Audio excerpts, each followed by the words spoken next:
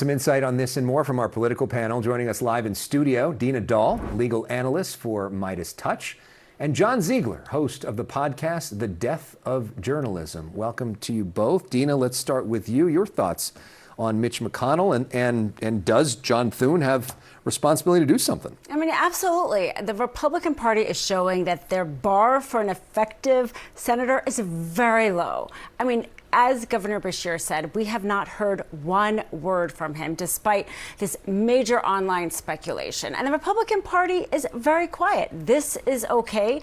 Voters are going to the polls not too long from now. They should be getting this message. Did you say the same thing when Dianne Feinstein was barely functioning as a United States Senator?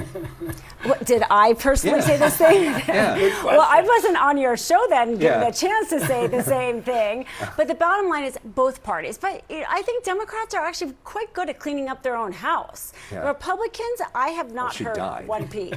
Yeah, I mean, is there some hypocrisy though, John, for Republicans who called on Joe Biden for all of his problems, and now all of a sudden they're so concerned? There's hypocrisy everywhere. I think your two examples are really good.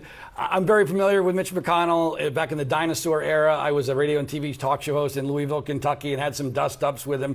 No love there. And look, I think that this is a pretty simple problem to solve. I know he's 84 years old, but there's got to be a cell phone around there somewhere. Well, apparently he's calling Scott Jennings and other people, so he has an ability to call. Yeah, I'm not 100% sure I buy the content of those calls with Scott Jennings, but I'll take Scott at his word. Yep. I know Scott also from my days in Louisville, Kentucky. But I think this is an easy problem to solve. I will say this: if this was a ransom situation, a kidnapping, and this was a proof of life circumstance, the people that were being asked for the money would not hand over the money based upon the information we currently have. There's not enough proof of life, and it should be an easy problem to solve, especially in the cell phone era.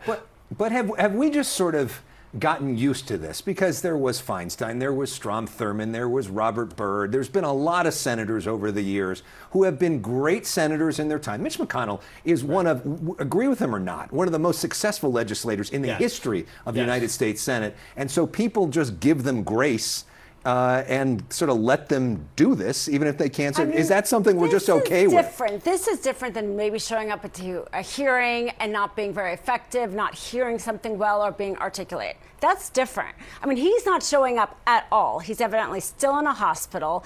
You have, zero idea.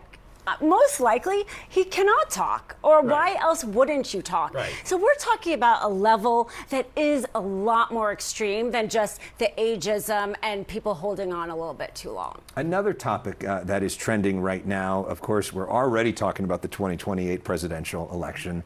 And one of the frontrunners is Gavin Newsom, the governor of California, and not a great day for him. In Vanity Fair today, they published an essay by Ruby Rippey. And here's the CNN headline on CNN.com right now. Ruby Rippey, a former Newsom staffer, offers new details on their affair 2 decades ago. This was back in 2007. He was the mayor of San Francisco. He was not married at the time. But his campaign manager, a guy named Alex Tork, was married to his appointment secretary, Ruby Rippey. And Newsom and Rippey had an affair. Both of them say that a lot of it had to do with a lot of alcohol during multiple occasions together. Newsom described it as the briefest of affairs in his book. Ruby Rippey, let's put this up on the screen, says, "For my former boss, it was a footnote in a longer arc of ascent. For me, it is the fracture that split my life into before and after." And Izzy Gardone, who's Governor Newsom's spokesperson, put out this statement to CNN today, quote, "The governor acknowledged his role and publicly apologized nearly 2 decades ago when he was still the mayor. In the time since, he met his wife, started a family, and is focused on serving Californians. He addressed this chapter of his life, including in his memoir, and out of respect for everyone involved, does not have anything to add." John, does this matter in sort of as we think about Gavin Newsom, his character? I wish that it did. One of the reasons I'm a conservative that doesn't like Donald Trump is that Donald Trump has taken away the ability of the Republican Party to accuse anyone of immorality or hypocrisy. This is a clear Me Too violation, what Newsom did here. Is it? She doesn't even say that it is. Well, she was working for him. Yeah, and she was married to his best friend. She literally, that's a Me Too violation. She literally says in the article that this was not a Me Too violation, that it was consensual. That's not her decision to be made. Okay. Isn't it, Look, hold on a second. Hold on, let's be clear. She doesn't have a say? No, let's be clear. Newsom is getting the handsome man pass. I mean, you don't need it, Alex, but you get the handsome man pass. No. You know all about that. I don't. But the handsome man pass, which you guys on the left give people all the time, Newsom is getting a pass here over something that should be death to a presidential campaign. I mean, to be honest, there's two people involved in that. I think the woman should be the one to define if she's a victim in that or not. And she does say in the Vanity Fair article that she didn't quite feel as if the Me Too movement applied to her. She did say she felt like she suffered the consequences worse.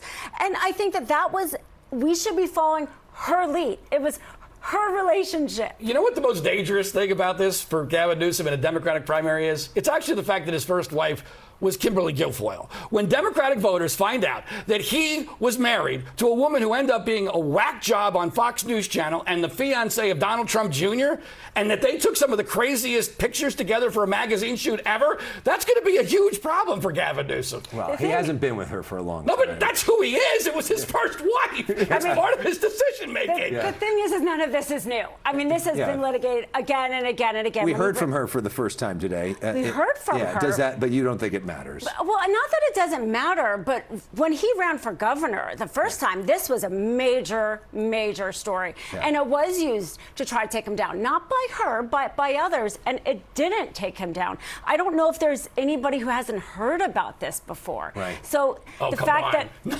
nobody outside of California has heard about this before. Nobody. Well, some of our friends who watch Fox News Channel have heard about this story a few times over the years as they talk about him almost every night. Outside of Fox News.